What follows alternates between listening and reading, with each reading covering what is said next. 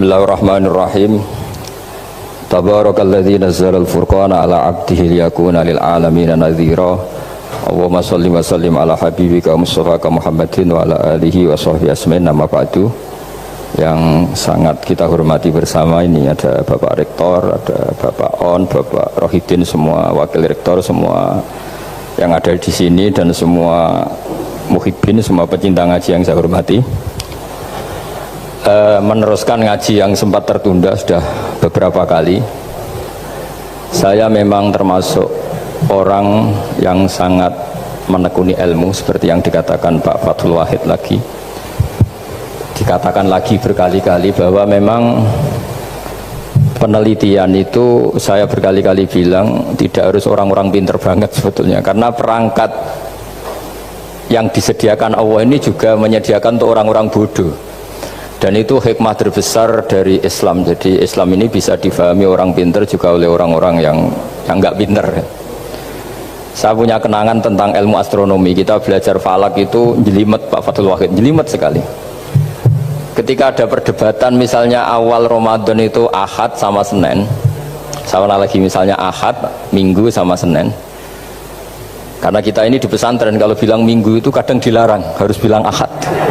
Apalagi kiainya Pak Fathul Wahid di Kudus, Kiai Turehan itu fanatik, itu nggak boleh orang bilang Minggu, harus bilang Ahad. Yang lucu itu ada seorang kiai yang sangat fanatik terhadap Islam, itu nggak mau kalendernya ditulis kenaikan wafat Isa Al-Masih. Karena keyakinan umat Islam bukan Isa yang wafat tapi Sibeh Isa. Itu di kalender Kudus kan wafatnya dalam kurung Sibeh Isa. Ya, yang menyerupai Isa. Jadi saking fanatiknya tetap menulis sesuai keyakinan. Saya teruskan. Orang kadang bilang begini, cara orang yang tidak mendalami ilmu. Sama-sama kiai, sama-sama ormas Islam kok beda awal Ramadan, sehingga jadi debat Ahad atau Minggu sama Senin. Saya punya mak-mak ya, kalau orang sepuh itu yang dulu ikut buyut saya. Jadi saya ini generasi kelima, itu orang itu muammar, ditakdir umarnya panjang. Itu bilang gini, Gus, sebetulnya untuk tahu kalender yang benar mana itu gampang katanya. Cari tanggal 15, nanti kelihatan siapa yang salah. Ternyata betul, kalau dihitung Ahad, nanti 15-nya misalnya jatuh hari apa, nanti kelihatan. Ternyata pas yang dikatakan 15 versi Ahad itu bulan belum purnama. Purnamanya itu di versi mereka yang tanggal 16. Berarti bener mana? Yang Senin kan? Tapi yang versi Senin ternyata betul pas 15 pas purnama. Artinya apa? Allah menyediakan perangkat untuk menguji Senin apa Ahad dengan cara awam, yaitu nunggu tanggal 15. Artinya gini, kata siapa yang tahu itu hanya orang pinter gitu. Orang awam juga bisa tahu, karena agama ini milik bersama ya, milik orang pinter, milik yang tidak pinter. Sehingga dalam pola-pola Islam, di antara madhab Syadzili, madhab Thariqah Naqsyabandiyah, itu beliau di antara kampanyenya gini, kata Thariqah Naqsyabandiyah, Thariqah kami ini yastawi fistifadatiha ar-rijalu wasibyan. Popularitas Thariqah saya, mudahnya difahami ini, antara orang pinter yang sudah dewasa sama anak-anak kecil ini sama. Kenapa demikian? Kalau dalam filosofi kebenaran itu ada pepatah, fa innal haqqa adharu min syamsi dhahirah. Kebenaran itu lebih jelas ketimbang matahari di siang hari. Sehingga mereka dengan mudahnya mensifati Allah misalnya az-zahir, zat yang begitu jelas. Kenapa Allah begitu jelas? Karena ulama dulu cara, kalau dalam bahasa pondok, mensifati, menstatuskan alam raya ini maujud. Maujud itu ada. Di mana-mana sesuatu yang ada itu ya diciptakan oleh yang ada. Masa Anda ada kok menciptakan yang ada? Sehingga mereka tidak pernah tertarik sama paham komunis, ateis, bahwa alam ini dimulai dari ketiadaan. Pertanyaannya adalah bagaimana sesuatu yang tiada menyebabkan yang ada. Sehingga ulama dulu pinter, sifat wajib itu apa? Wujud.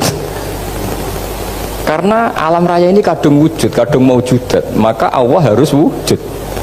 Berhubung wujudnya Allah itu wujud penyebab, harus kodim atau harus awal. Masa penyebab datangnya terlambat dulu yang Jadi efek dari penyebab itu. Sehingga mereka dengan gampangnya mensifati Allah Az-Zahir, zat yang begitu jelas. Sehingga Imam Sibawayh ahli nahwu itu juga mengenali Allah lewat teori nahwu. Beliau bilang Allah itu siapa? Allahu a'raful ma'arif, zat yang paling mudah dikenali. Nah sehingga tadi seperti yang dikatakan Pak Rektor, sebetulnya perangkat ilmu seperti tadi menemukan bulan itu diantaranya ditemukan kalau bulan tuh nggak rata itu ya lewat teori gambar, karena sekian jarak punya akibat sekian, punya misalnya kita melihat gunung kelihatannya indah padahal di situ ya ada lubangnya, ada pohon yang tertebang, ada pemandangan yang nggak indah, tapi gara-gara dilihat dari jauh semuanya indah. Maka disarankan orang yang baru gak suka istrinya terus melihat dari jauh, tinggal minggat lah kira-kira. Kalau ditinggal minggat 2 bulan itu mesti cinta lagi itu. Kan fungsinya baru kelihatan itu. Tapi kalau dekat terus tuh mesti sama neknya lah kira-kira gitu, sama mangkelnya itu. Sehingga itu ya dipakai teori juga dalam silaturahim. Di agama terkenal ada pepatah zuruhiban tasdad hubban. Jadi ya jangan sering ketemu, nanti kamu gampang cinta. Kalau sering ketemu ya gampang bosen lah kira-kira seperti itu. Nah, kemudian teori-teori awam ini dikembangkan. Yang awam, jadi dulu orang menemukan matahari itu besarnya kayak apa, rembulan besarnya seberapa, itu dilihat setiap kita melihat mobil itu jarak 1 kilo masih kelihatan sekian meter, nanti kalau 2 kilo berkurang sekian senti, kalau 3 kilo berkurang sekian senti, terus dikalikan ya kira-kira seperti itu. Kalau rembulan masih kelihatan segede itu berarti kali sekian pengurangan tadi, terus ditemukan. Makanya kita Pak Fathul Wahid yang di pesantren yang memang serius ngaji, itu di situ ada ilmu falak, itu ditemukan sebelum ada teknologi. Jadi kita tahu gerhana itu lamanya berapa, terus yang kena gerhana sisi mana, terus itu dihitung. Karena dari dulu sains ilmu itu di atas teknologi. Jadi kalau keyakinan kita di pesantren, teknologi itu hanya menyumbang nggak sampai 30%. Jadi orang bisa menemukan pesawat misalnya itu karena melempar batu, kalau masih ada tekanan batu itu tidak akan jatuh. Padahal batu itu tidak ada mesinnya, asal ada tekanan dia tidak jatuh. Terus dihitung kecepatan berapa yang menjamin sesuatu itu tidak jatuh.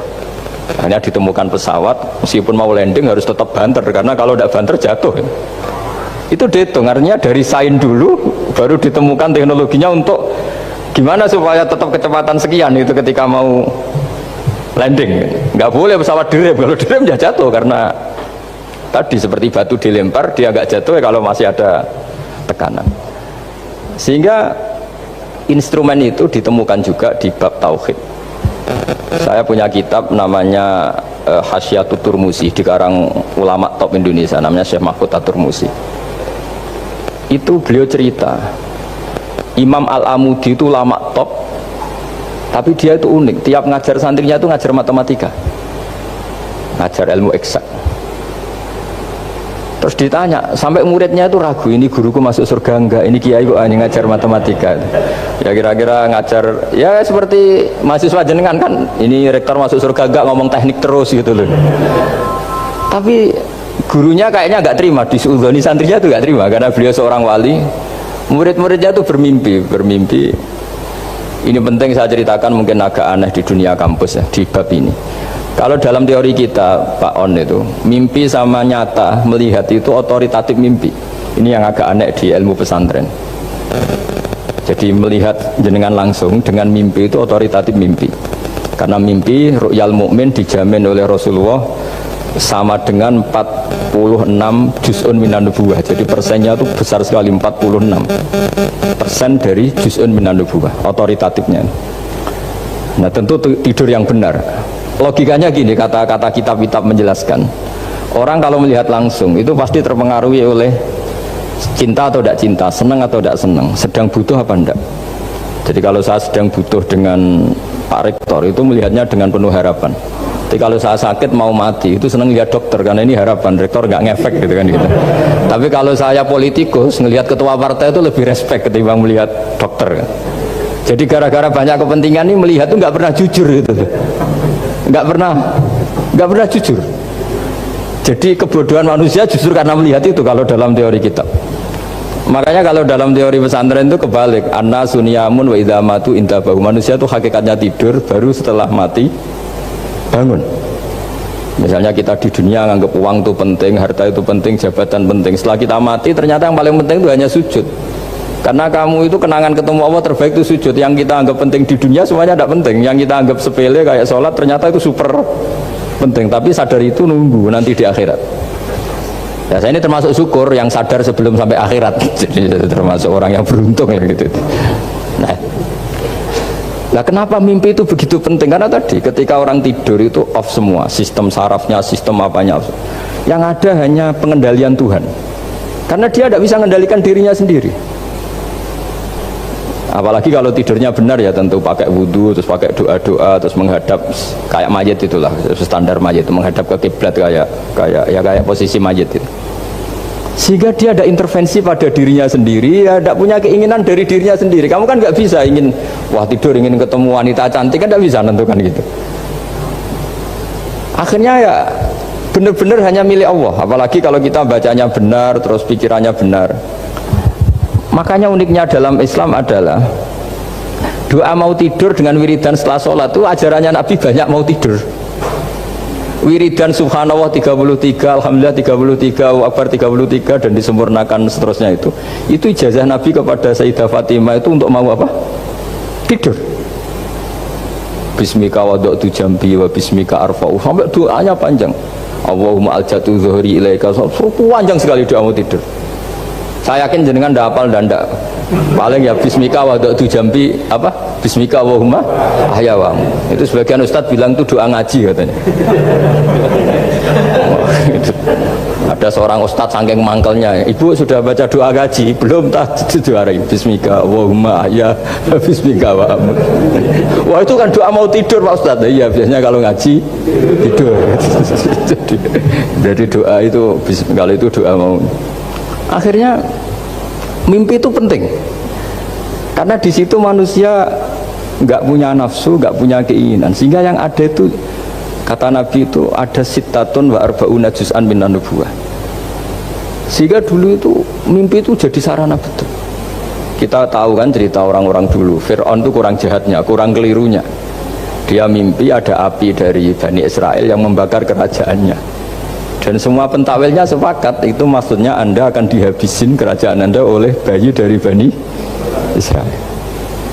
Begitu juga raja zaman Nabi Yusuf itu mimpi kalau ngalami ada 7 sapi yang gendut dimakan oleh 7 sapi yang kurus.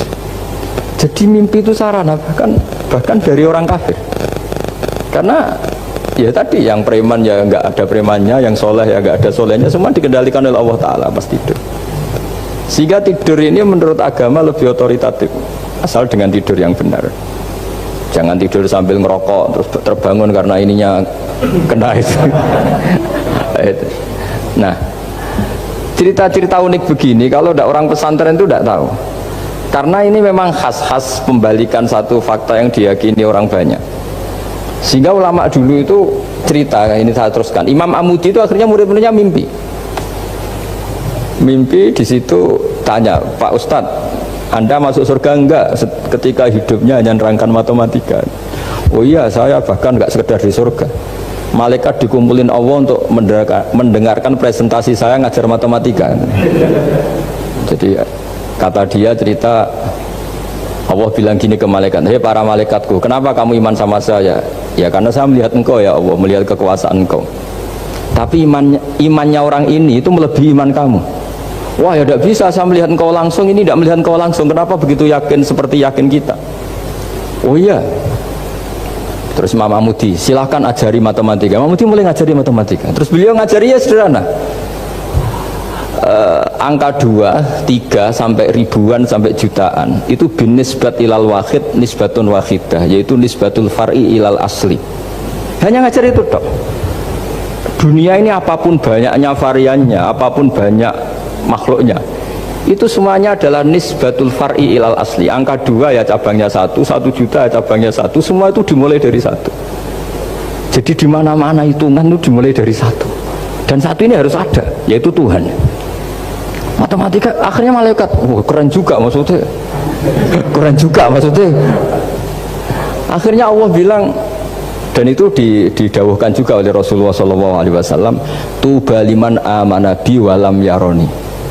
Yang hebat tuh imannya orang yang nggak melihat saya.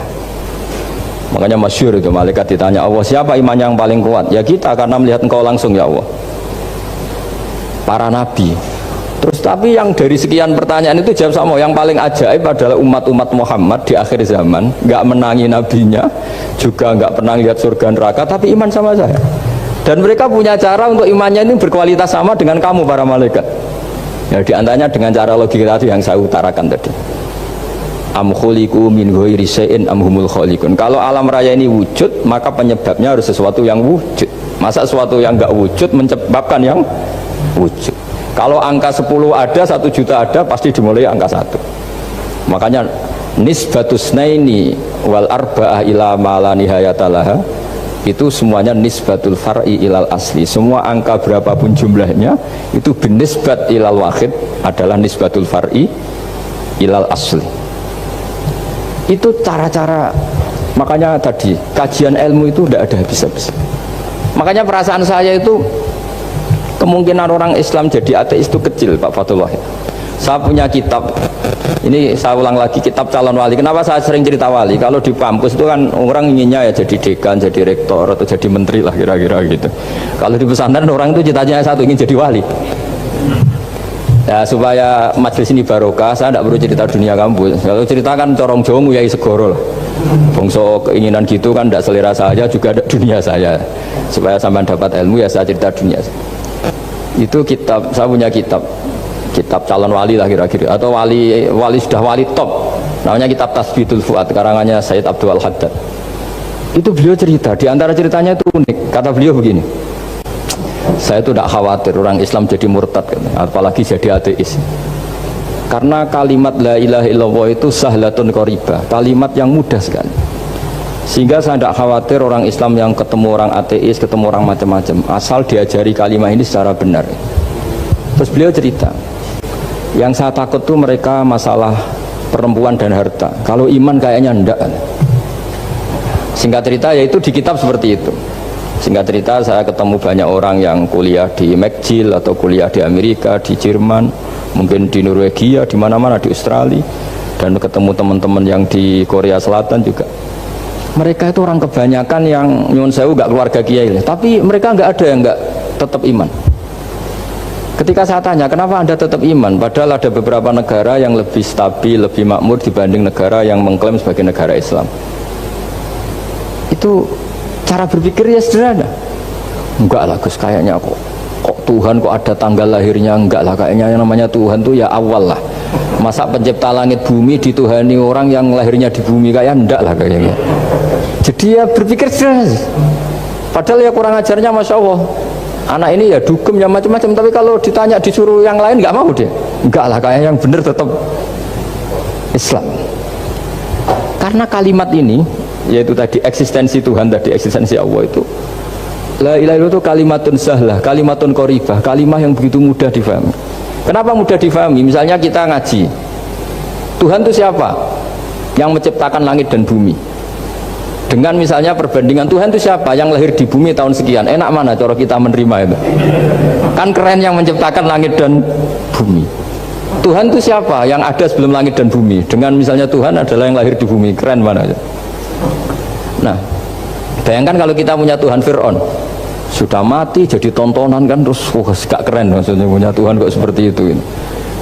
Nah ini yang katanya Syekh Abdul Haddad, kalimat ini sahlatun qoribah, sehingga kalimat ini pula yang kita dilatih, la ilaha illallah kalimatu haqqin alaiha nahya wa alaiha namut wa alaiha nub'ats atau wa biha nub'ats insyaallah ta'ala minal aminin. Nah, saya sebetulnya tadi datang itu tidak ingin menjelaskan ini, tapi tadi kata Pak Fatullah, ilmu itu kalau dikaji tambah hari tambah mudah, karena perangkat untuk menemukan bulan itu misalnya nggak rata itu gampang sekali. Pakai teori pemandangan ya bisa, pakai teori gambar juga bisa. Kalau teori pemandangan tadi, kalau kita bisa melihat mobil 2 meter masih kelihatan 2 meter, itu dengan jarak berapa masih orisinil seperti itu. Tambah jauh tambah tidak kelihatan, tambah jauh tambah.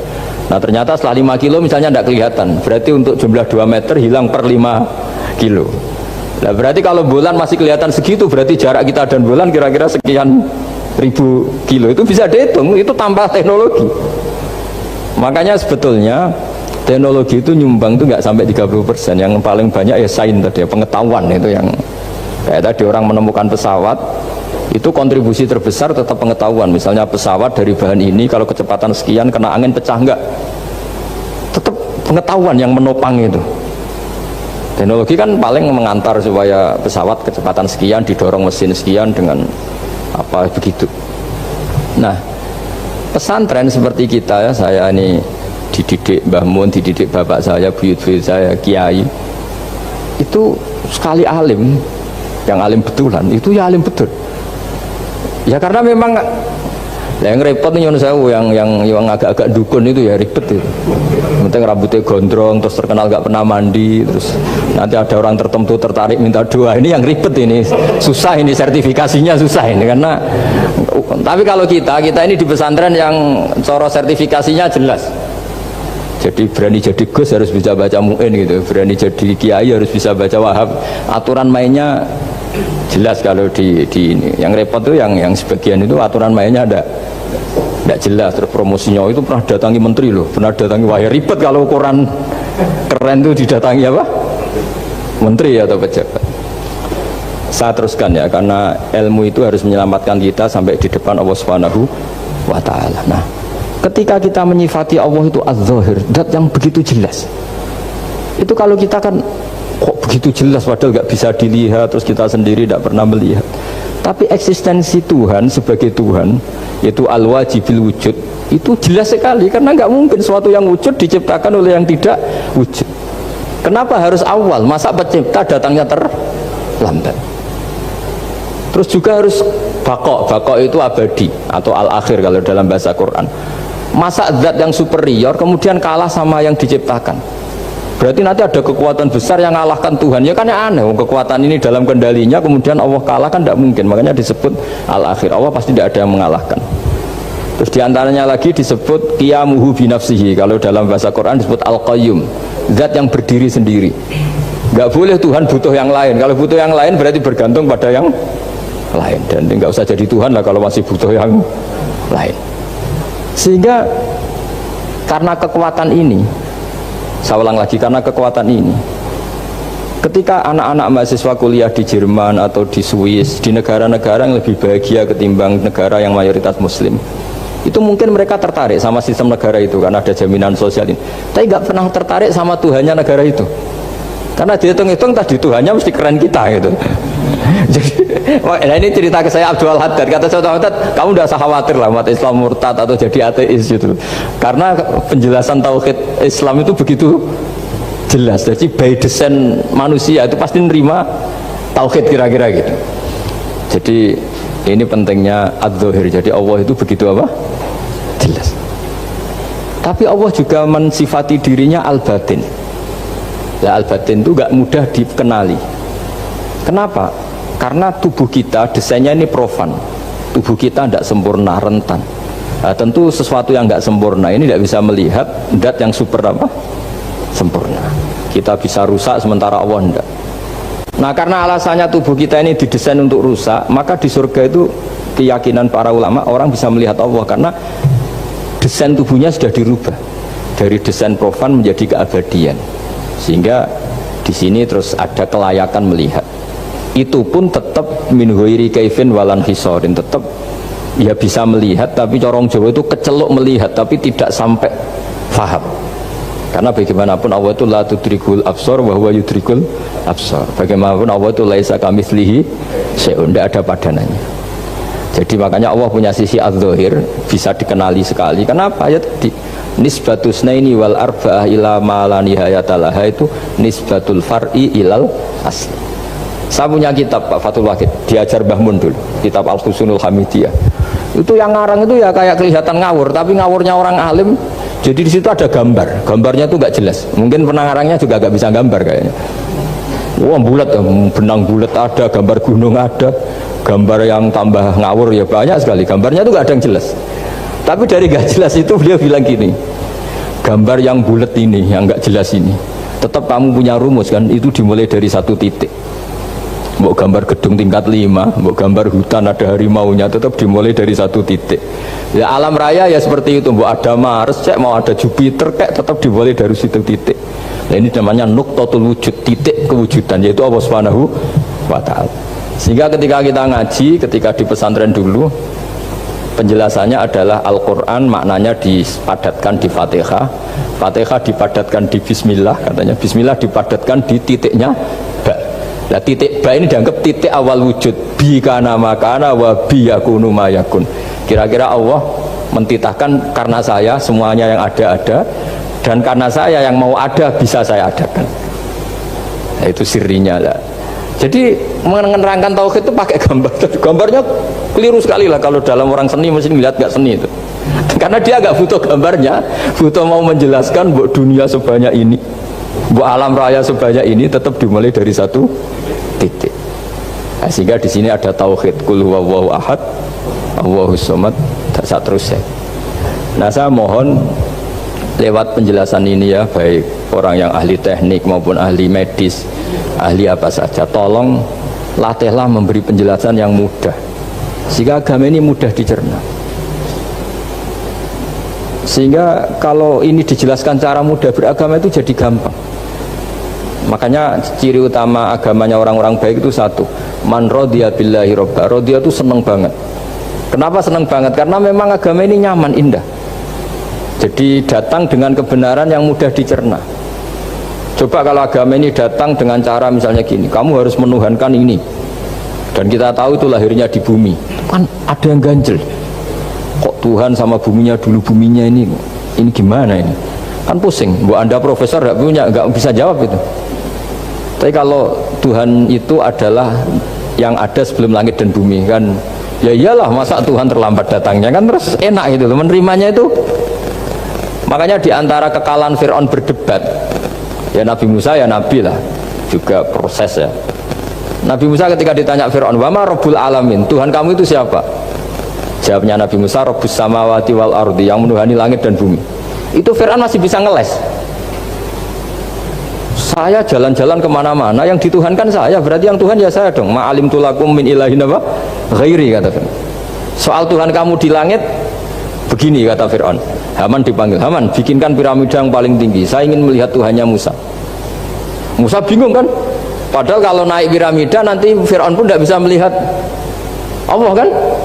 Wong yang nabi yang kiai aja gak bisa melihat, apalagi Fir'aun. Padahal celakanya ketika dia tidak melihat Allah, dia akan mengatakan Allah itu tidak ada, ribet kan.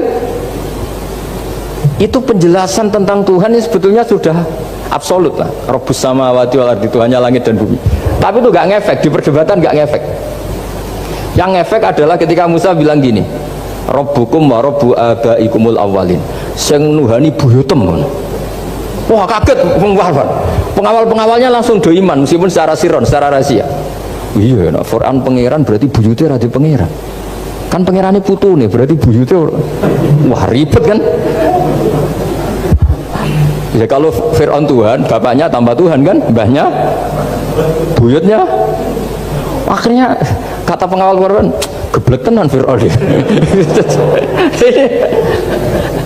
Artinya apa? Kadang argumentasi yang sudah benar, yaitu Tuhannya langit dan bumi kan ya benar lah, tapi itu tidak ngefek di perdebatan, tidak ngefek. Yang ngefek adalah ketika Rabbukum wa rabbu abaikumul awwalin, yang nuhani nenek moyang kamu.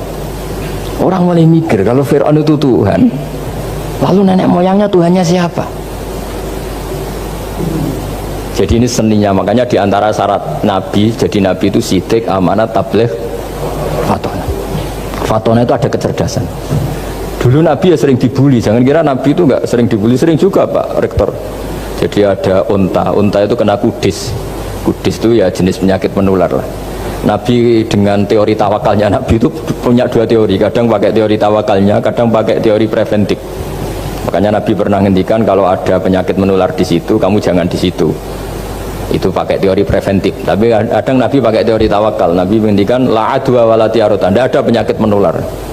Terus orang-orang yang ya usil lah kira-kira gitu, ada unta kena kudis, dijejerkan yang waras, ternyata yang waras ikut kudisen lah, ikut sakit. Senang orang ini, Ya Rasulullah, ini saya jejerkan, ternyata yang nggak tertular jadi tertular, padahal engkau bilang nggak ada penyakit menular. Nabi jawabnya lucu, faman a'dal awwalah, kalau yang pertama ini tertular siapa?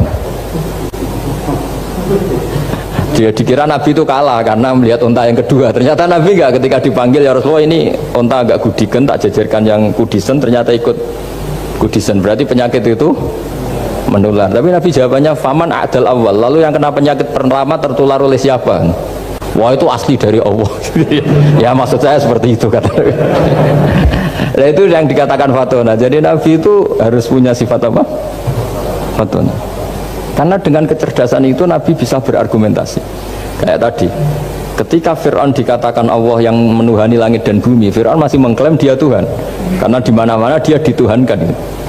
Tapi ketika diingatkan bahwa kamu anak seorang manusia, punya bapak, punya kakek, punya buyut, punya canggah kalau bahasa Jawa, lalu kalau kamu yang Tuhan dan Tuhan dimulai Anda, lalu mbah-mbah kamu Tuhannya siapa?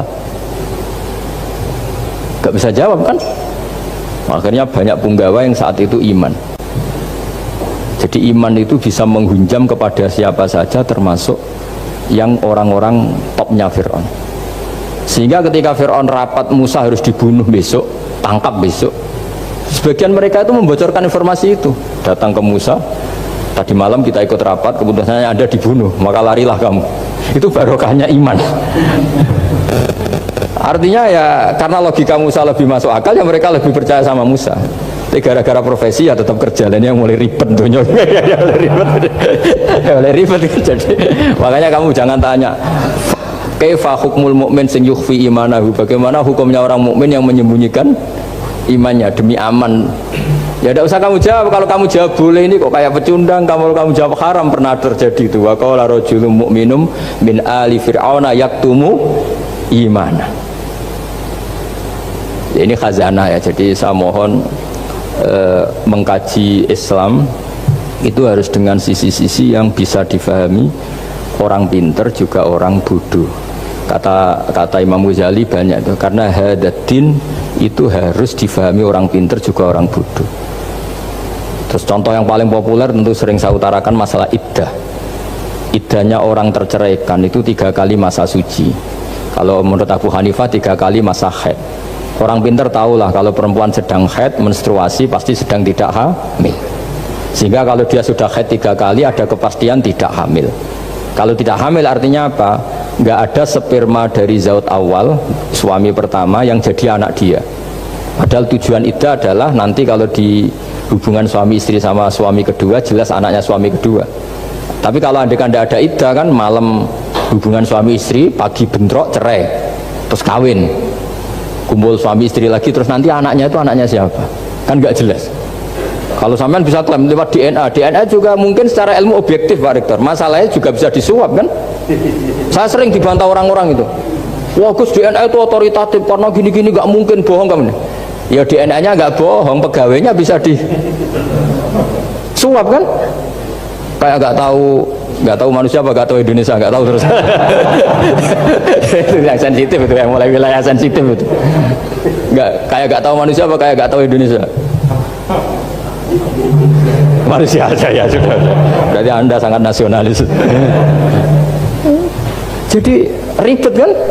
Maka dianjurkan ada iddah. Dengan iddah selesai berarti benar-benar perempuan ini baru atur rohmi, rahimnya steril dari unsur mani zaut awal. Dan kalau 3 kali masa suci itu artinya apa? Kira-kira 3 bulan. Kira-kira ya. Wal mutallaqatu yatarabbasna bi anfusina salah satu apa? Huru.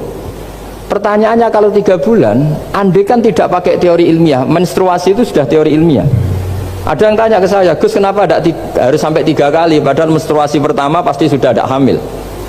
Saya jawab, menstruasi pertama itu namanya keluar darah, nggak ada jaminan kalau itu haid, bisa saja keluar darah karena kaget, karena kecelakaan, karena apa. Sehingga kalau misalnya perempuan diceraikan, Gus saya sudah haid, yang jamin kalau itu haid siapa? Maksudnya keluar darah dengan makna tidak hamil. Bisa saja keluar darah kali ini faktor kaget ya, atau faktor kecelakaan. Tapi kalau sampai 3 bulan, karena per bulan haid sekali, itu meskipun haidnya keliru, haid keliru itu misalnya sebetulnya itu enggak darah haid tapi darah penyakit istiqatoh, Kan tetap kelihatan, masa 3 bulan gak blending cara Jawa? Kan mesti bentuknya tubuh sudah berubah. Artinya kata ulama-ulama, agama ini gak bisa hanya mengacu ilmu. Kalau mengacu ilmu haid sekali sudah cukup. Tapi kenapa harus 3 kali? Karena itu 3 kali, orang awam tahu semua kalau itu sedang hamil atau tidak hamil. 3 bulan dari dicerai kan kelihatan kalau hamil ya bentuk tubuhnya sudah rubah, kalau enggak. Intinya agama ini harus agama yang mudah difahami orang pinter, juga difahami orang yang tidak pinter. Kayak tadi bulan tadi, saya juga gak kira kalau orang goblok jadi pinter itu. Jadi ini cerita ya. Jadi supaya kita meskipun di lembaga kampus, di lembaga modern, jangan lupa tradisi-tradisi kebodohan ya diabadikan lah kira-kira itu. Karena bodoh itu kadang ya penting. Makanya kalau cerita di dunia wali itu kaca, Anda boleh gak nerima cerita ini, tapi Anda harus percaya kalau kekuasaan Allah itu tidak terbatas. Kenapa orang Madura begitu mencintai kiai? Sebetulnya niatnya ya agak baik, tapi ya baik, nggak baik tapi baik. Ada santri itu Madura, dia saking percaya sama kiai itu ya khidmah, bikin teh, masakan kiai, mijitin kiai, pokoknya waktunya diberikan semua untuk kiai. Dan dia nggak pernah ikut ujian, apalagi ujian kelulusan disertasi dokter nggak pernah dia. Kalau sekolah nggak pernah ikut ujian. Sudah ya saya ridho jadi orang bodoh, sementing ikut jenengan. Suatu saat orang ini mati, kiainya tuh pusing, waduh mati. Nah, ini di dalam alam mimpi itu, kamu boleh gak percaya, nggak wajib percaya memang. Ini kan ada akidah, jadi tidak wajib percaya. Ditanya sama malaikat, Marabbuka, Tuhan kamu siapa? Jawabannya lucu, malaikat kamu itu gimana? Di mana-mana tanya sama orang pinter, orang bodoh kok kamu tanya? Pusing kan malaikatnya. Di mana-mana namanya tanya, itu ya sama orang pinter, masa orang bodoh ditanya? Yang bener aja kamu. Makanya bodoh ini ya senjata, makanya ini kita kalau pinter ya alhamdulillah, kalau bodoh ya alhamdulillah. Karena bodoh itu penting. Kalau negara ini tidak makmur, yang disalahkan mesti para rektor. Gunanya apa ada rektor kalau nggak solusi bagi bangsa ini? Orang bodoh pasti nggak disalahkan kan? Nanti kalau ada hisab, kenapa Indonesia carut marut? Yang dipanggil Allah itu menteri, rektor, pasti itu. Apa kontribusi Anda sebagai orang pinter, sebagai profesor, sebagai orang bodoh aman?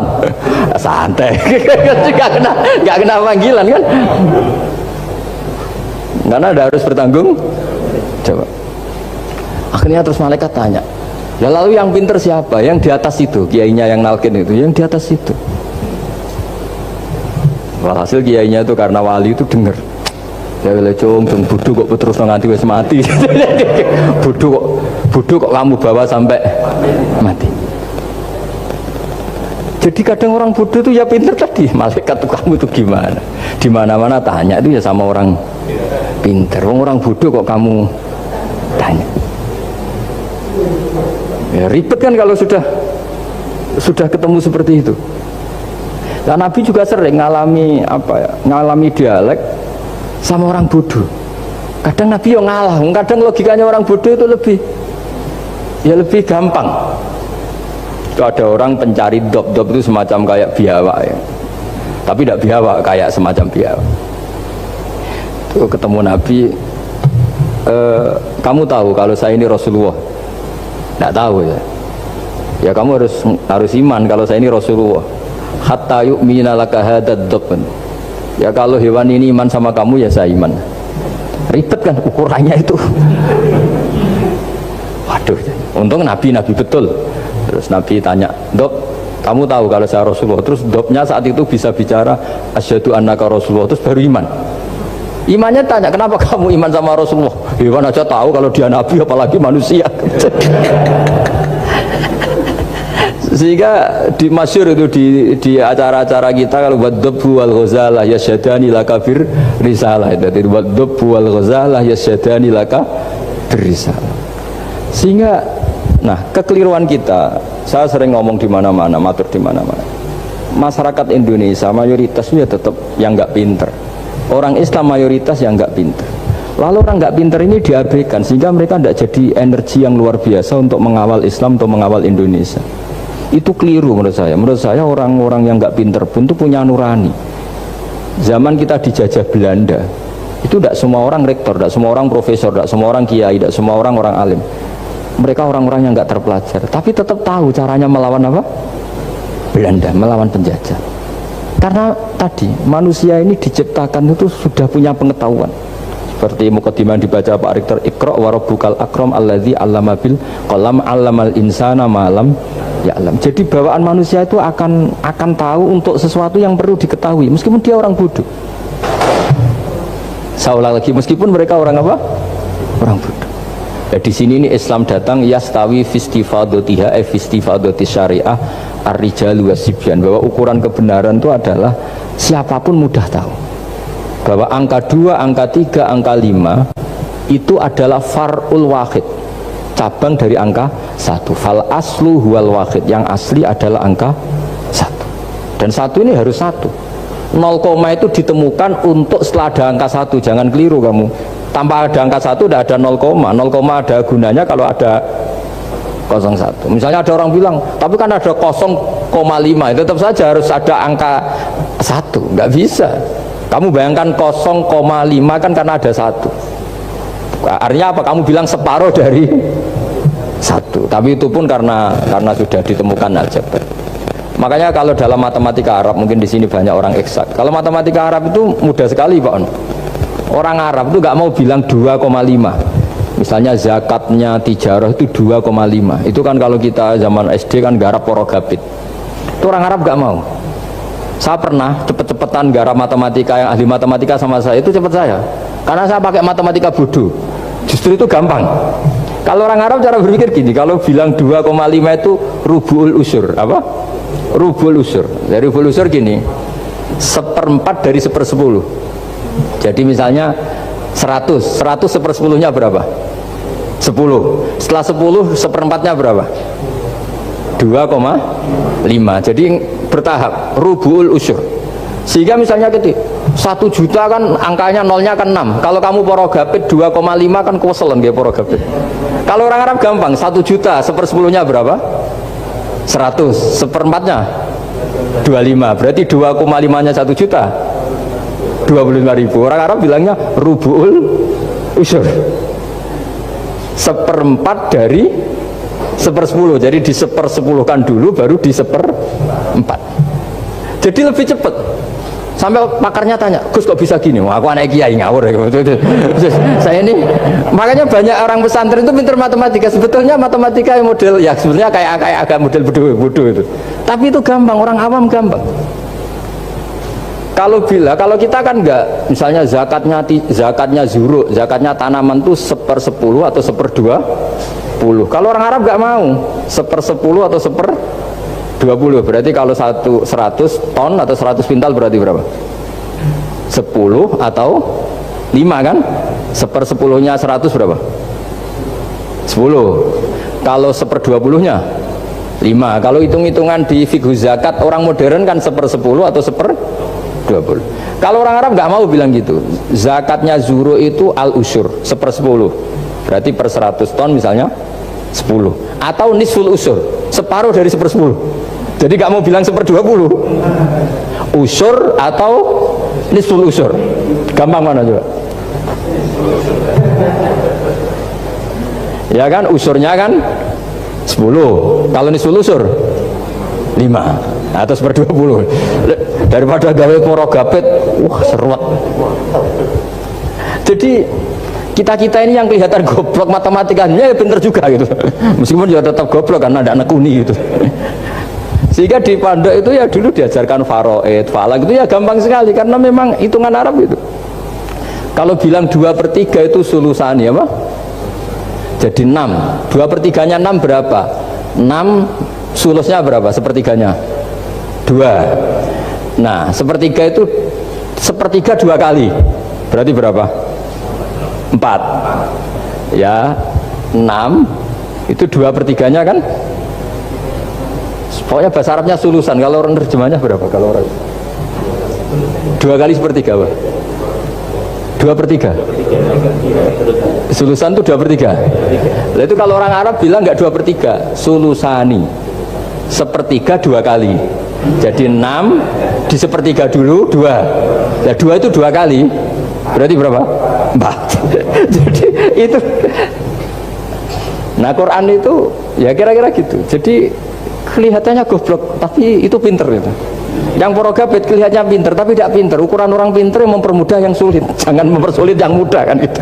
Makanya saya bilang ini yang pinter yang mana itu. Nah, saya kembali lagi ke tadi. Jadi agama ini datang dengan sebegitu mudah. Sampai matematika yang katanya sulit, itu matematika Islam itu mudah sekali. Karena tadi, misalnya kalau 1 miliar zakatnya 2,5% berapa? Kan pusing kan?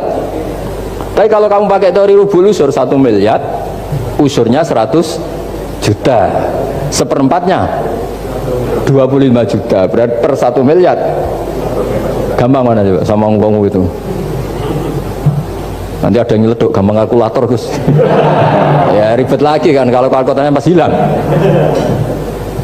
Atau pas dipakai anaknya belajar daring ribet kan HP-nya. Jadi ini cerita ya. Jadi seperti yang katakan Pak Rekro tadi, sebetulnya ciri utama ilmuwan atau ulama atau profesor atau dokter itu usahakanlah yang mudah itu, yang sulit itu menjadi apa? Mudah. Yuridu wa bikumul yusra wa la yuridu bikumul usra. Sehingga kata Imam Alamudi, dia menjadi wali besar itu justru karena belajar tauhid. Yang dari belajar matematika tadi, dari matematika dia tahu bahwa angka berapapun jumlahnya itu binisbat ilal wahid, itu semuanya nisbatul far'i ilal asli, semua itu cabang dari satu. Alam ini kayak apa besarnya, apa Mars, ada Jupiter, tetap semuanya nisbatnya ke Allah adalah nisbatul far'i ilal asli. Semua itu diciptakan oleh pokok yang satu, yaitu Allah Subhanahu wa ta'ala. Saya kira demikian. Assalamualaikum warahmatullahi wabarakatuh.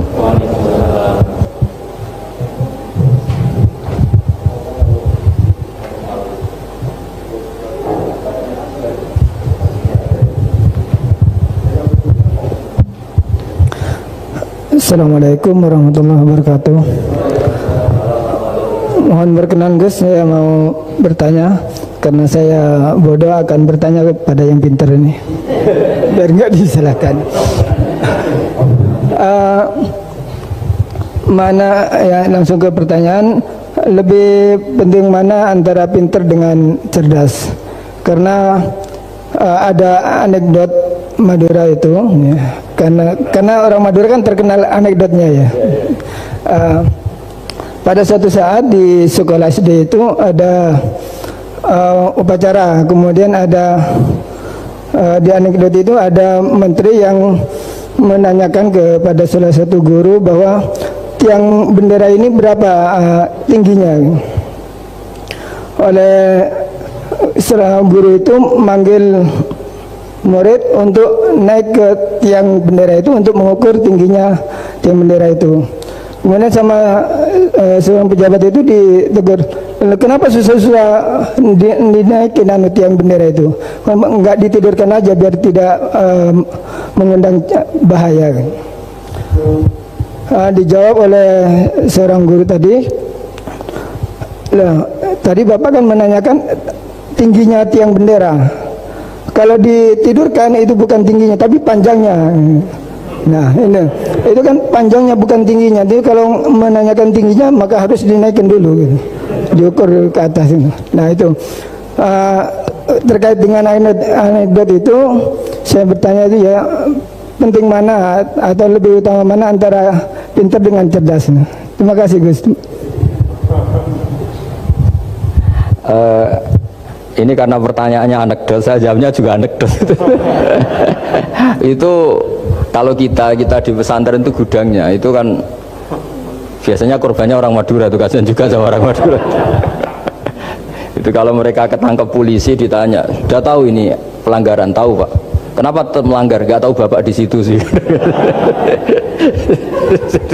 Jadi itu kan cerminan pikiran kita semua. Kalau gak melanggar itu bukan karena takut aturan, takut ketangkep polisi. Sudah tahu kalau pelanggaran? Tahu Pak. Kenapa melanggar? Gak tahu Bapak di situ. Ribet kan? Nah, tapi sebetulnya jawaban dari pertanyaan jenengan itu ya sebenarnya Anda pasti tahu lah. Ini kan antara cerdas dan pinter itu mungkin ya pinter itu ya cerdas, cerdas ya pinter. Yang jelas mengetahui sesuatu yang semestinya itu ya kecerdasan, dan mengetahui itu ya namanya pinter gitu. Cuma tadi yang menterinya memang tanyanya ketinggian, di mana-mana yang bentuk tinggi itu ya begini gitu kan. Kalau begini orang sudah bilang bentuk panjang gitu.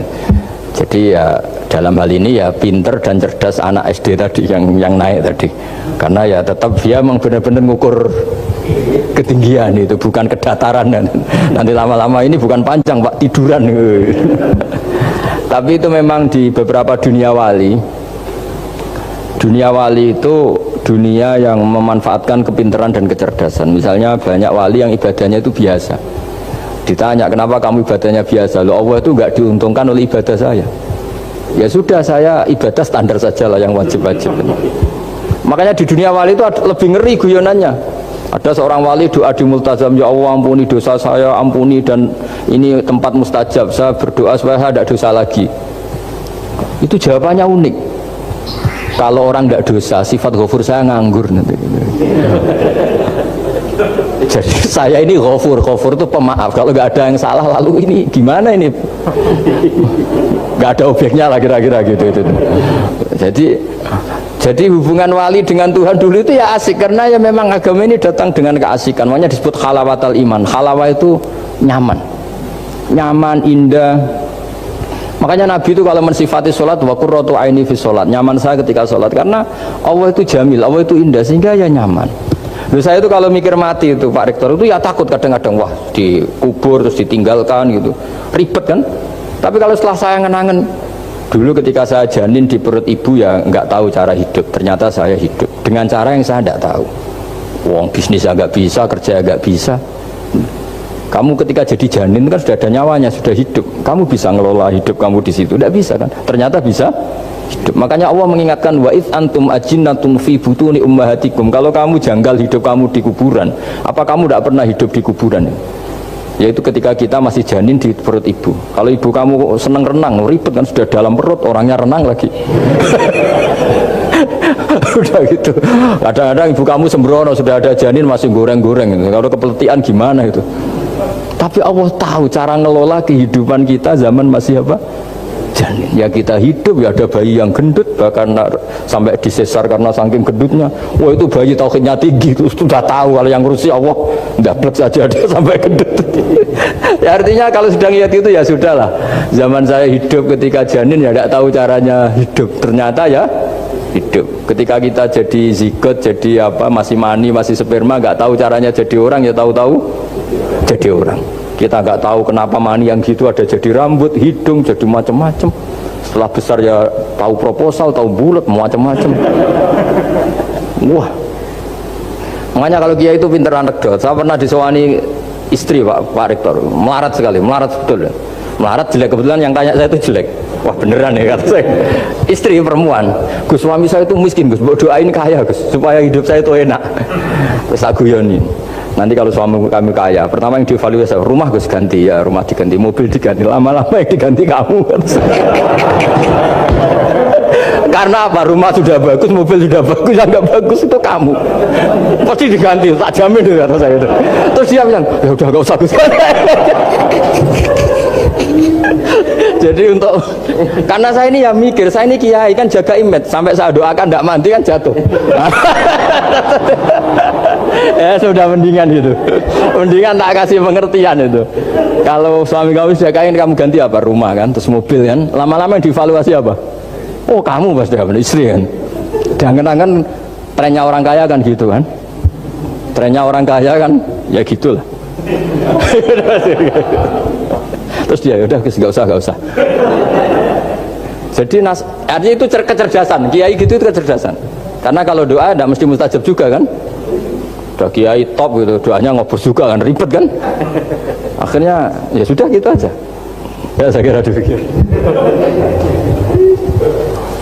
Tes. Bismillah. Assalamualaikum warahmatullahi wabarakatuh. Gus, saya yang bertanya, tadi Antum sempat membahas tentang sifat-sifat Allah yang sempurna. Beberapa hari yang lalu ada teman saya yang tanya ke saya, Mbak Nafilah, kebetulan anak ini memang baru hijrah gitu ya, baru belajar Al-Quran, baru baca-baca. Dia tanya, Mbak Nafilah, Allah itu boleh nggak disifati sama sifat yang mohon maaf kurang baik seperti makar, penipu atau yang lain, karena Allah kan sangat sempurna.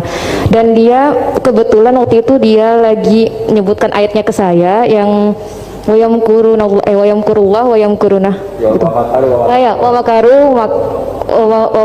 makarullah wallahu khairul makirin wa hum la yash'urun. Nah di situ dan di surat Al-Anfal juga ada ayat yang tentang Allah itu sebaik-baiknya tipu daya gitu, mempunyai tipu daya yang sebaik-baiknya. Nah itu kan menunjukkan kalau Allah itu punya sifat tipu daya. Jadi dia waktu itu agak ngotot ke saya, berarti Allah juga bisa dong disifatin sama sifat yang jelek-jelek yang seperti itu Mbak Nafila gitu katanya. Menurut antum itu gimana? Saya juga masih belum jawab sampai sekarang pertanyaannya teman saya itu, karena saya masih bingung gitu. Jadi saya tanya sama Gus gitu, mungkin ada pencerahan gitu buat saya menjawab gitu. Terima kasih. Assalamualaikum warahmatullahi wabarakatuh.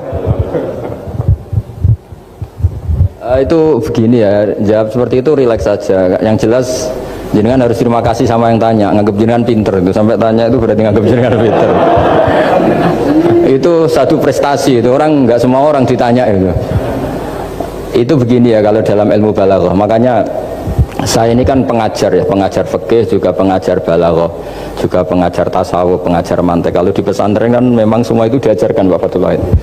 Ini juga dulu mondok di buyut-buyut saya di Kudus itu, di pondok tertua di Kudus buyut saya.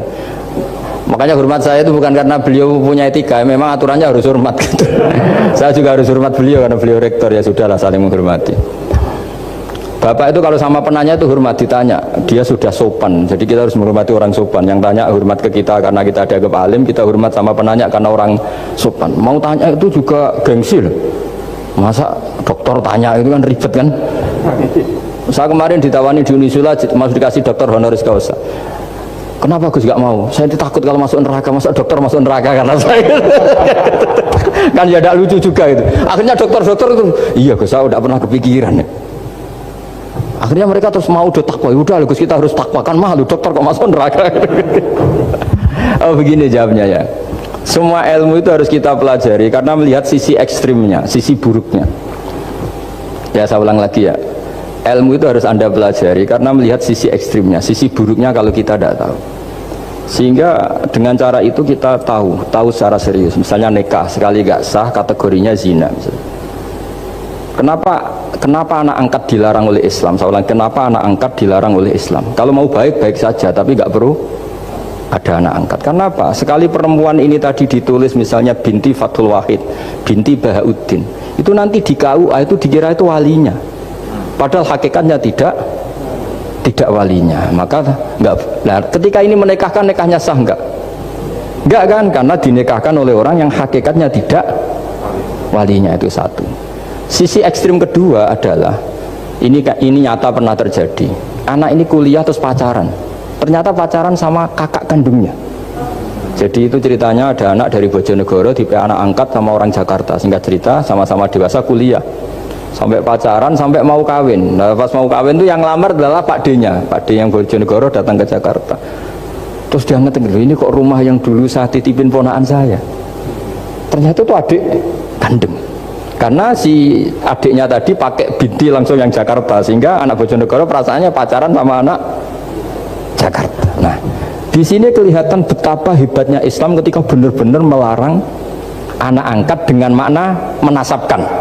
Kalau dengan makna kasih sayang nggak apa-apa ya, tapi kalau dengan makna menasabkan nggak boleh. Paham ya? Karena ada sisi ekstrim nanti bahayanya tadi. Nah, terus nah ilmu balaghah juga gitu. Di antara ilmu sisi ekstrimnya ilmu balaghah adalah kalau kamu tidak memahami balaghah, maka kamu akan mengatakan Quran ini bohong. Karena kamu tidak tahu tasbih itu apa. Terus misalnya gini, Allah memaklumatkan di Quran bahwa orang kafir itu sumum bukmun umyun. Sumun artinya itu budak, apa ketuli. Bukmun artinya bisu. Umyun artinya buta. Itu kalau kamu nggak ngerti balaghah, maka faktanya apa? Ternyata orang kafir tidak tuli, tidak bisu, tidak buta. Tapi kalau kamu ngerti balaghah akan tahu ini tasbih yang baligh, perumpamaan yang sempurna, kesusastraan. Jadi kalau orang muji Nabi itu gak boleh bilang anta kasamsi, itu kurang keren. Kamu ibarat matahari, kurang keren. Kafnya dibuang, anta samsun, anta badrun. Kamu matahari, kamu rembulan. Nah, Kalau orang sedang pacaran itu kalau bilang kamu ibarat bunga, itu kurang keren. Wah kamu ya bunga saya itu kan, terus keren kayak. Nah itu balaghah. Nah di antara balaghah itu ada namanya wal ityan bil kalimah lil musyakalah.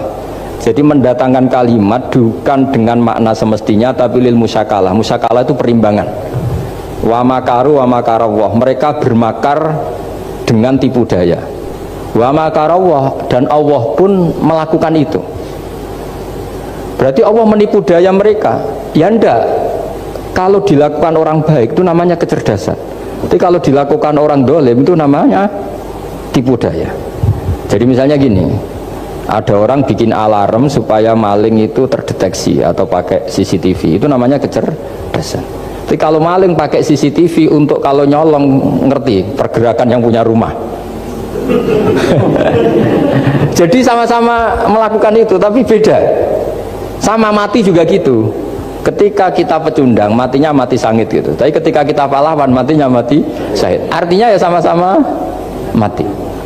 Nah di balaghah itu ada istilah musyakalah. Musyakalah itu ayat itu sebenarnya banyak, Mbak. Ada yukhadi'una wa huwa khadi'uhum wa yamkuruna wa yamkuru wa makaru itu banyak. Jadi di antara sisi yang harus kita pelajari dari ilmu balaghah adalah kalimat itu banyak yang tidak semestinya. Ya tadi misalnya kita bilang coba kamu jalan dulu. Kalau kita bawa mobil, maksudnya mobil itu jalan, kita duduk, tapi kalimatnya tetap sudah kamu jalan dulu. Mau naik mobil kok dibilang jalan. Jadi berdiri juga gitu. Ya yuhal muddathir kum fa'anzir, kum berdirilah kamu. Berdiri maknanya mengurus sesuatu yang serius, itu orang Arab bilang berdiri. Sehingga disebut wayuqimuna sholat, dan mereka mendirikan sholat. Apa semua sholat itu bentuknya berdiri? Nah, nuruti cangkem elek kan protes ya. Makanya begitu juga sholat itu harus menghadap kiblat. Yang bener aja, kalau pas sujud menghadap apa coba? Menghadap tanah kan? Jadi kalau nurutin bahasa ini nggak ada yang bener gitu. Maka berhati-hatilah dalam bahasa, karena bahasa itu nggak jelas. Kalau kamu sedang senang istri kamu, mesti bilang gini, wah saya cinta kamu karena kamu cantik. Harusnya istrinya tersinggung. Sehingga gini, berarti suatu saat kalau saya jelek Anda sudah tidak cinta kan? Kebetulan para istri tidak pinter sehingga dipuji gitu ya seneng. Sebetulnya itu tidak pujian, itu bahaya itu. Berarti dia mencintai saya sejauh saya masih cantik. Kalau enggak ya sudah macam-macam. Dan ya rata-rata macam-macam betul itu. Artinya bahasa itu gak usah dimaknani. Makanya saya kemarin bilang sama Pak Rohidin itu, Mbok ya UI itu kalau ngaji misalnya Bukhari dengan pemaknaan ulama, karena maknani bahasa ini satu pekerjaan yang kalau tidak ulama tidak bisa. Apalagi bahasanya Rasulullah SAW. Bahasa itu susah. Dalam keseharian saja kita maknani susah, apalagi bahasanya Quran dan hadis. Ya contoh paling gampang gitu. Wa yuqimuna sholat, mendirikan sholat. Kita berdiri tegak demi bangsa ini. Memangnya perang harus berdiri, kadang harus tiarap kan? Jadi bahasa itu selalu sering, kalau di balaghah disebut hakikat dan majas. Ada makna hakikat, ada makna, dan itu harus kita kaji. Kalau enggak ya fatal, memang hasilnya fatal. Kalau enggak ya,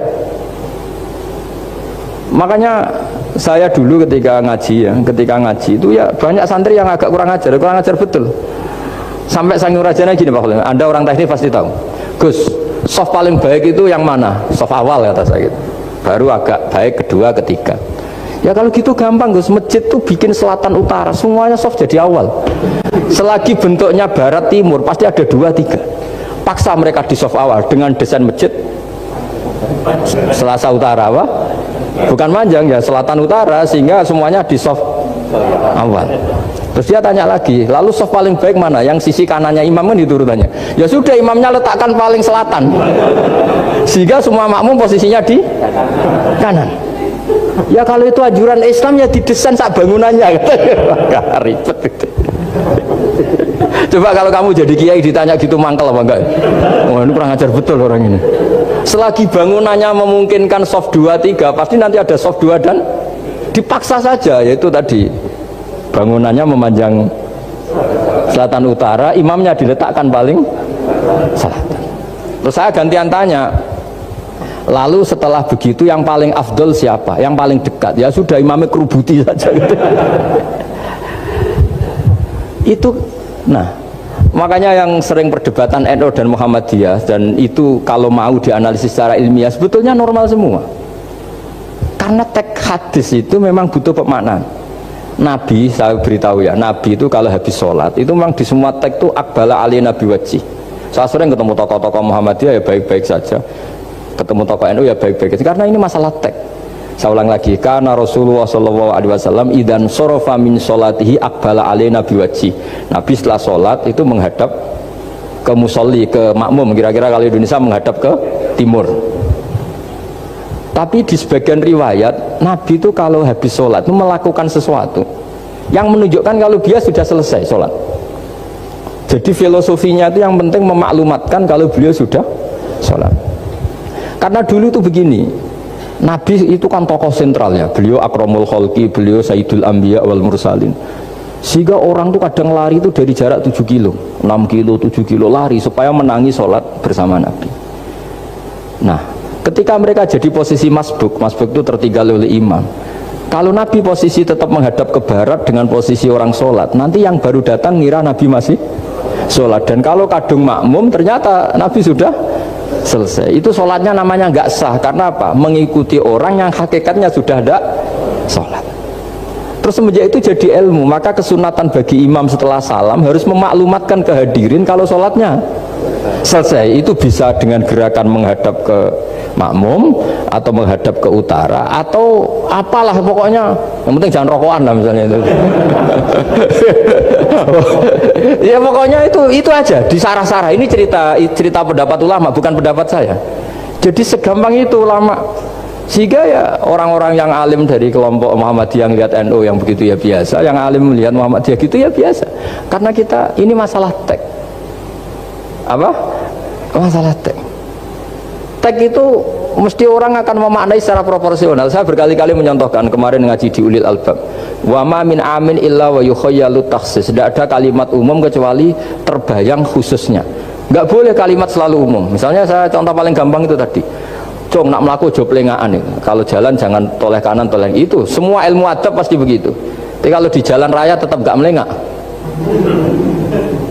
Tapi itu enggak diutarakan oleh orang tua kita karena anak ini pasti paham lah kalau mau nyebrang jalan ya harus. Tapi kalau kita nasihati kan tetap cung kalau jalan-jalan jangan lihat kanan lihat kiri jangan. Tapi hakikatnya sama. Cung kowe nak sholat sing anteng tuh kan enggak gerak. Wah ya gak sah lah, tapi gak rukuk, gak sujud, anteng aja. Ada ini cerita, jadi kalimat itu sesuatu yang pemaknanya itu pasti proporsional gitu. Kalau kamu sholat dinasihati gimana? Sing anteng. Ya sholat kalau anteng sah gak kira-kira? Gak sah kan berarti gak rukuk, gak sujud kan anteng aja diam aja. Ya sama, saya berkali-kali nyontohkan istri kamu kalau sedang baik dengan kamu, sudahlah Pak, kamu ingin apa saja tak dukung, bilangnya apa saja. Tapi kamu jawab, saya ingin poligami. Wah, perkara itu. Padahal bilangnya apa saja. Maksudnya kecuali itu kan gitu. Ya makanya ini cerita ya. Quran itu ada sekian kalimat yang maknanya itu proporsional. Seperti wa makaru. Jadi misalnya gini ya, contoh paling gampang yang populer. Nabi di Gua Thur. Gua Thur itu ya gua Arab ya. Kedalamannya enggak banget dalam. Terus Allah merekayasa itu dengan cara ada laba-laba yang masang jaringnya di situ, terus ada burung dara yang di situ. Itu ya disebut makruh, rekayasa Tuhan. Tapi orang pasti sepakat itu namanya kecerdasan. Karena orang kafir yang mengklaim dirinya cerdas, dirinya terlatih, dirinya ahli mendeteksi musuh, ternyata hanya ditipu seperti itu, nggak tahu. Nah karena ini pekerjaan kesalehan disebut kecerdasan. Apa disebut? Tapi andaikan sebaliknya nyuwun sewu, ada orang lari dari kejahatan terus merekayasa seperti itu disebut rekayasa karena bentuknya kejahatan. Jadi ada sesuatu yang sama tapi ketika dilakukan orang soleh itu baik karena nanti itu disebut kecerdasan. Kalau dilakukan orang dolim itu buruk karena itu disebut rekayasa. Ya kira-kira seperti itu. Baik, mohon izin satu lagi Ustaz dari komentar YouTube dari Bapak Kristiano Sulistianto. Gus, bagaimana dengan orang bodoh yang dijadikan sebagai pemimpin? Bagaimana dengan pertanggungjawabannya? Sekian Ustaz. Begini ya, kalau bodoh dengan makna kita ini kan biasa mengkaji Quran ya, terutama kita yang di pesantren, yang dosen VAI atau siapa saja yang nekuni ilmu Quran. Ada sisi manusia itu punya sifat permanen yang oleh Allah disebut wa kanal insanu zaluman jahula. Manusia itu banget bodohnya kata Allah. Sudah banget bodohnya, banget dolimnya. Sehingga kita bilang bodoh itu sebenarnya bukan ngenyak ya. Ya memang manusia mau tidak mau harus bodoh lah. Teorinya gampang, yang perlu diketahui itu kan banyak. Toh kita harus dititipi ilmu hanya sedikit. Dari yang banyak tahu sedikit itu namanya apa coba? Bodoh kan? Jadi sifat bodoh itu tidak perlu kita hindari banget. Mbok kita sudah alim, sudah alama, sudah apalah, tetap ada saja yang kita tidak tahu kan. Lalu pertanyaannya, gimana kalau orang bodoh itu mimpin? Bodoh apa? Kalau bodoh tentang uang ya bagus. Makanya Nabi pernah ngintikan aksaru ahlil jannah al-bulhu. Nanti penduduk surga terbanyak itu orang-orang bodoh. Misalnya ada rektor, menteri, pejabat nggak pernah korupsi, itu teman-temannya bilang pinter apa bodoh? Teman yang kroni itu bilang apa? Bodoh kan, oh punya kesempatan, oh tidak diambil, itu namanya bodoh. Tapi kalau malaikat bilang ini pinter gitu, karena bisa mengendalikan apa? Nafsu. Nah, makanya kalau pertanyaannya gimana hukumnya orang bodoh yang mimpin? Bodoh apa? Kalau bodoh cara mimpin ya memang keliru betul. Wong bodoh cara mimpin kok tetap mimpin. Tapi kalau dia bodoh, nggak tahu caranya korupsi, nggak tahu caranya selingkuh, nggak tahu caranya nggak bener, itu ya pinter itu. Karena Nabi itu yang kadang muji itu aksaru ahlil jannah al-bulhu, masyhur hadis itu. Kebanyakan penduduk surga itu orang-orang bodoh. Sampai Mbah Mun tuh kalau guyon ya lebih guyon dibanding jenengan. Kata Mbah Mun gini, aku itu saake suar wargane wong-wong bodoh, saake kenaan malaikat. Kan di surga itu orang akan dikasih sesuai keinginannya. Wong desa-desa itu taunya makan enak kan jadah, terus uduk gitu. Terus bayangkan cantik tuh ya orang ya kayak gitulah, orang desa rodok melek sidik ya cantik, terus bangir sidik ya cantik. Karena surganya memberi yang diinginkan, akhirnya menunya ya itu saja. Karena dia kan nggak pernah makan pizza, terus nggak pernah melihat orang cantik Pakistan, Turki, jadi seleranya ya itu. Jadi kata Bamun, mulane wong sing pengalaman, jadi kok surganya mewah. Itu kan bayangkan kamar mandi, mungkin ya kamar mandi di kampungnya kan itu udah bagus ini. Ya saya tidak tahu apa betul begitu apa enggak, ini guyon itu. Nah bodoh seperti itu. Jadi kalimat bodoh itu ada bodoh beneran, itu memang bener-bener bodoh.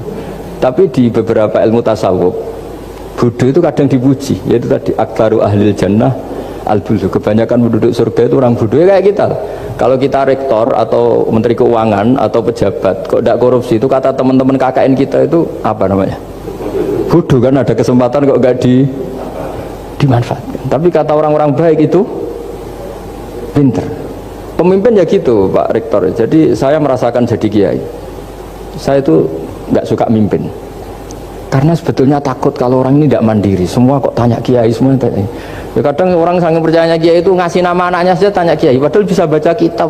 Kadang ya dia doktor dari Al-Azhar.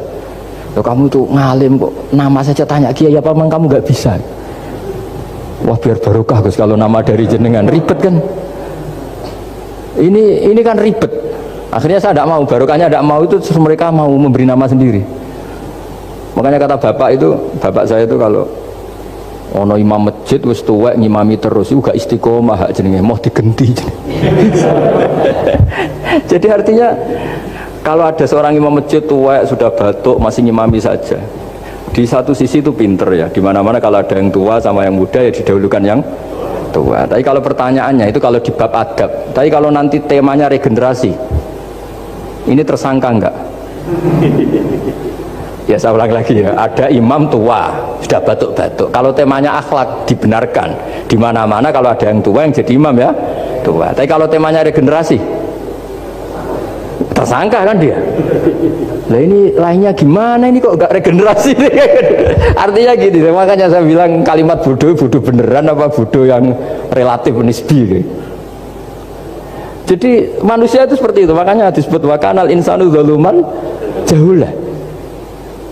Di bab adab dia benar jadi imam, tapi kalau babnya regenerasi salah. Makanya kalau jadi pemimpin berkali-kali, makanya benar Indonesia dibatasin 2 periode. Harusnya kalau teori pengalaman, benar mana presiden ketiga sama kedua? Benar ketiga kan lebih punya pengalaman. Tapi kalau dibalik pakai teori regenerasi, memangnya orang Indonesia hanya dia tok yang bisa jadi presiden. Tapi kalau pertanyaannya, yang belum pernah jadi presiden sama yang pernah jadi presiden, kira-kira mimpinnya tahu mana? Ya kalau yang manusia itu bisa dibolak-balik gitu. Makanya saya berkali-kali bilang agama yang urusan sosial itu tidak ada pakemnya. Gimana hukumnya orang soleh berteman orang fasik yang dugem yang apa? Buruk. Nggak boleh orang soleh berteman orang fasik, takutnya ketularan. Tapi kalau dibalik, boleh nggak orang soleh membina orang fasik? Boleh, bisa bina kalau berteman. Kamu bisa bina orang tanpa berteman? Nggak bisa. Tapi kalau pertanyaannya, boleh nggak orang baik berteman orang buruk? Nggak boleh kan? Takut terkontaminasi. Tapi kalau dibalik, boleh nggak orang baik membina orang buruk? Boleh, bisa bina kalau berteman. Boleh nggak berteman sama orang buruk? Jadi makanya di sini ini kalau sudah sosial itu ada muktadul hal namanya kalau dalam pesantren itu. Konteksnya apa? Apa? Konteksnya apa? Makanya sekarang ada Covid itu juga gitu. Wah ini enak copet itu. Polisi nggak boleh nangkap, jaga jarak Pak. Jadi kalau nyopet ya sekarang, kalau maling sekarang. Kalau mau ditangkap saya positif. Itu kan ribet kan. Jadi lu itu betul pernah nyata. Saya kan punya santri polisi banyak Pak. Kemarin saya ke Semarang cerita. Yang cerita itu reskrim dia kasat. Itu cerita. Kemarin tuh ada Gus maling sudah ditangkap lepas. Itu yang jenis positif. Itu gak ada yang berani nangkep itu. Jadi polisi hanya ngepung tok. Bingung gitu. Polisi ya takut mampus itu orangnya. Dikepung, pokoknya kalau lari tembak sambil nunggu tim APD yang lengkap baru ditangkap. Ya saya kira demikian.